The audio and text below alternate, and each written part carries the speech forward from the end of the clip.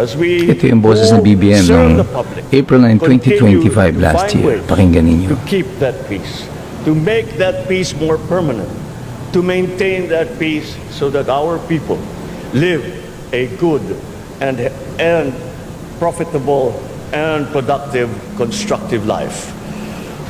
Ito naman yung Today's April challenges 9, may not mirror those of 2026. yesterday, Halos but pareho they rin ang test tunog. us in much the same way. Very Among these is the enduring modulated geopolitical tension that we are at observing in the Middle very East. firm. While we may stand far from the centers of conflict, we are not untouched by its consequences. Fuel prices weigh heavily on Filipino families, having been subjected the most to this scourge. In moments like these, the government Ito naman yung kanyang March 17, 2026, yung pansit speech niya. Pakinggan yung difference ng boses. Na napakahalagang trabaho. Lahat ng ibang trabaho, kailangan din kayo ang gagawa. Kayo ang yun ang sinasabi ko, kayo ang gumagawa ng tunay-tuniladang pansit para magpakain doon sa mga mabisita.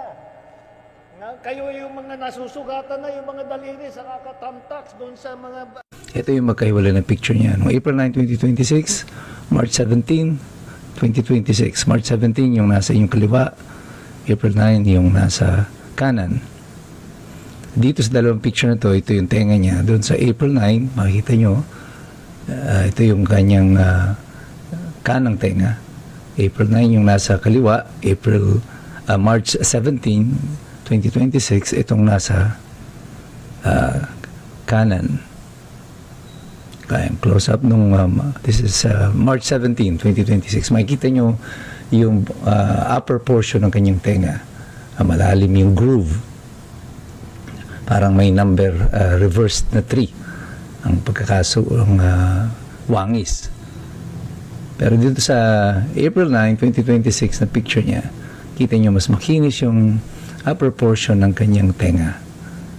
Iba na yung itsura niya. And yung earlobes niya sa ibaba, makita nyo, nagkaroon ng pabilog yung sa isa pahaba. Pero mas matindi itong difference nito sa kanyang kaliwa na tenga. Yung nasa kanan, kaliwa, ito yung kanyang March 17. Ito naman yung nasa kanan, ito yung nagja-jogging siya, nagja-jumping jack sa Malacanang. Tingnan nyo mabuti yung kanyang tenga nung nakaraang linggo lang nung nagja-jumping jack siya. Ayan, makinis yung kanyang kaliwang tenga, yung upper portion. Tingnan nyo, medyo makinis yung kanyang tenga dyan. Ito naman yung March 17 niya. Ibang-iba ang itsura, malalim, maraming grooves, at wala siyang wangis doon sa una nang ipinakita. And then, ito yung mas closer na makita nyo yung side-by-side comparison. Makikita nyo may malaki talagang pagkakaiba. Siguro dahil pumayat or tumaba, hindi natin maintindihan. Pero obviously, merong pagkakaiba. Pero paano mo napaliliwanagan yung height? Ito si BBM at saka si Isko Moreno noong Marso 2026, magkatabi sila. Kita mo obviously medyo mas matangkad si Isko Moreno. Sa balikat pa lang makikita mo yung alignment. Mas mataas yung balikat niya. Ayan, ang closer look. And then, ayan, kita yung mas matangkad talagang, obviously, si Isko Moreno. Probably about an inch or 2 ang tangkad niya kay BBM. Pero nung isang araw lang, matapos sila mag-distribute ng bigas, makita ninyo, parang halos magkasing taas na sila. Pantay na yung kanilang mga balikat, pantay yung kanilang mga ulo. Paano nangyari ito? Well, yung katawan, yung pagtaba, may papaliwanag, pero yung pagtangkad, paano natin magagawa yun?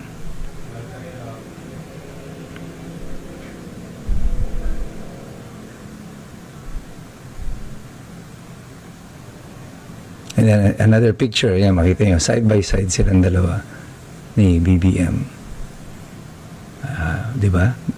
Halos pantay na sila dito eh. Nawala na yung height advantage ni Isko Moreno. Ito, si Gadon naman. Makita ninyo na halos magkasing tangkad sila. Si BBM supposedly is I think about mga 5'5". At dito makikita nyo yung level ng balikat nila. Halos pantay talaga.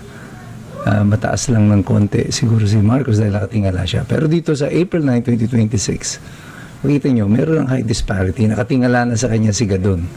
Nung siya nakatingin sa kanya. Mas mataas na siya. Kahit na yung tinutuntungan niya dito, ito sa picture na ito, makikita nyo again.